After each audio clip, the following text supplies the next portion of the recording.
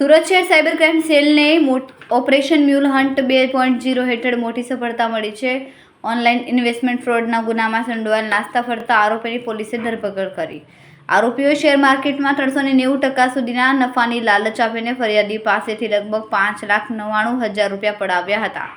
બીઆરએડી fund 100 અને BRP fund 104 growth together નામના WhatsApp group દ્વારા બનાવટી વેબસાઇટ પર વિશ્વાસમાં લઈને ઓનલાઈન ઠગાઈ આચરવામાં આવી હતી.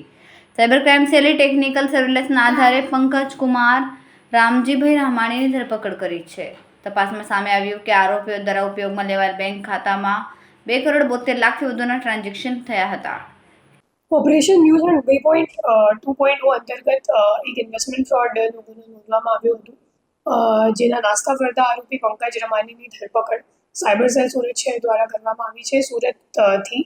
અને આ સિવાય એક બીજા પણ જે ગુનો ઇન્વેસ્ટમેન્ટ ફ્રોડનો ગુનો નોંધવામાં આવ્યો હતો ઓપરેશન મ્યુલ હન્ટ 2.0 દરમિયાન, એમાં પણ આ જે પંકજ રામાણી છે એક નાસ્તો ફરતો આરોપી છે.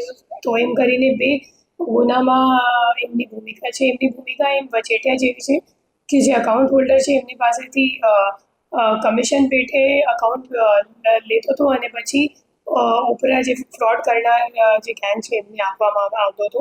આ જે અકાઉન્ટ આમાં ઇન્વોલ્વ છે, આમાં 2,17,00,000નું ટ્રાન્ઝેક્શન થયું છે અને એનસીસીઆરબી પોર્ટલમાં આ અકાઉન્ટની સામે 37 એનસીસીઆરબી કમ્પ્લેન્ટ્સ આખા દેશમાં નોંધવામાં આવી છે.